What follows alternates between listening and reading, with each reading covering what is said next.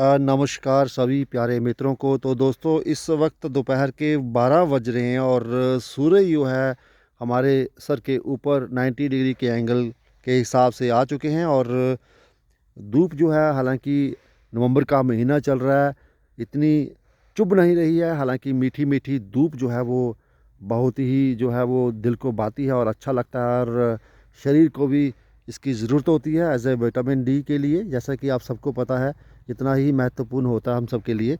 तो दोस्तों आप देख पा रहे हैं आज के वीडियो में हम आपके साथ शेयर करने जा रहे हैं कि किस तरह से जो है वो आलू की फसल जो है वो लगाई जाती है।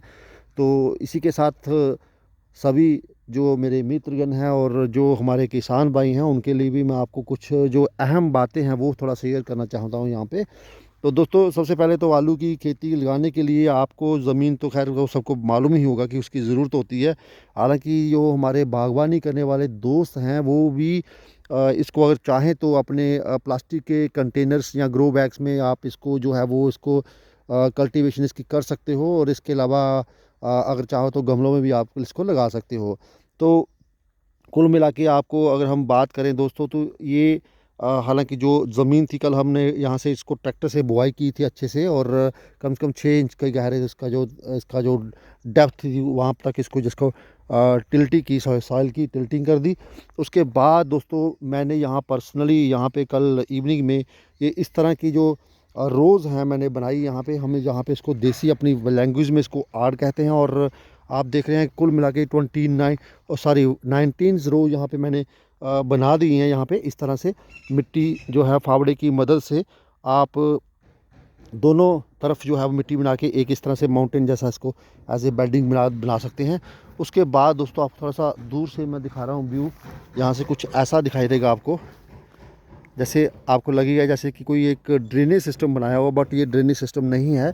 ये this is the you know preparation for sowing the potato crop. आप यहाँ देख सकते हो, यहाँ की लार्ज स्केल पे यहाँ पे नहीं कर रहा हूँ, सिर्फ अपने ही जो है खाने के लिए यहाँ पे हम इसको उगा रहे हैं। ज़्यादा लार्ज स्केल पे इसकी जो क्रॉप है वो नहीं हो रही है, बट फिर भी प्रोसेस तो दोस्तों सेम ही रहेगा। आपको बताते चले यहाँ पे कि मैंने यहाँ पे ये सारा जो कर दिया है। आप देखेंगे यहाँ पे बड़ा ही सुंदर नज़ारा दिख रहा है यहाँ पे।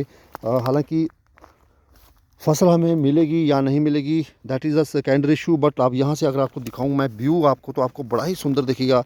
लाइकवाइज भी मुझे तो बड़ा प्यारा लग रहा है दोस्तों। आप देख पा रहे हैं यहाँ पे किस तरह से यहाँ पे एक मैंने सिमेट्री में यहाँ पे पूरी रो जो है वो बना दी हैं।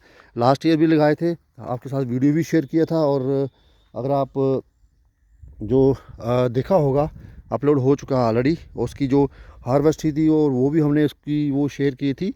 परंतु इस बार हमने कुछ सीखा है, कुछ नया दोस्तों, क्योंकि लास्ट टाइम जो था हमने जो आलू का बीज था वो इतना गहराई में जो था वो नहीं दिया था, जिसकी वजह से थोड़ा सा दिक्कत आ गया था दोस्तों।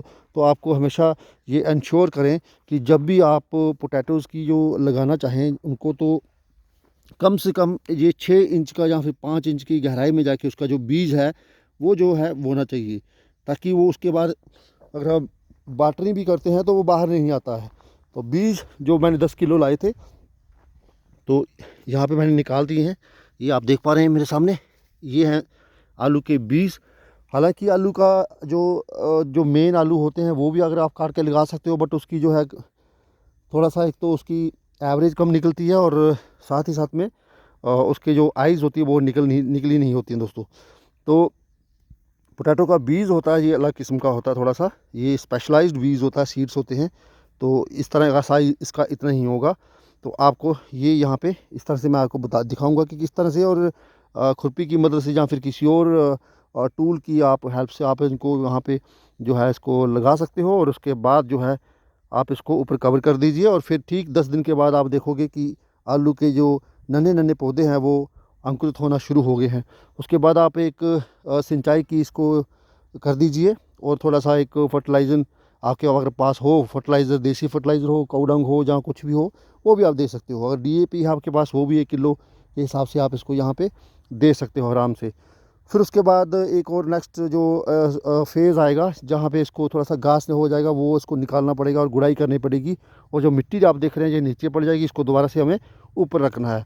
और बस इसके बाद ज़्यादा कुछ मेहनत करने की ज़रूरत नहीं है। इसलिए आलू जो है सस्ता मिलता है, क्योंकि मार्केट में, क्योंकि इसको इतना ज़्यादा उगाने में मेहनत जो है वो नहीं लगता। हालांकि इनिशियल फेज़ में अगर देखें तो काफ़ी मेहनत करना पड़ता है। जिस तरह से मैंने ये इसकी रोज़ जो है वहाँ पे ये बुनाई है, ये इसमें काफ़ी समय लगा है मेरा फावड़े की मदद से कम 3-4 घंटे मेरे यहाँ पे कंज्यूम हुए हैं। तो ये एक प्रोसेस होता है, सबसे बड़ा हार्डी प्रोसेस होता है और थोड़ा सा मेहनत वाला होता है दोस्तों। तो उसके बाद ज़्यादा कुछ जो है वो मेहनत करने की ज़रूरत नहीं होती है।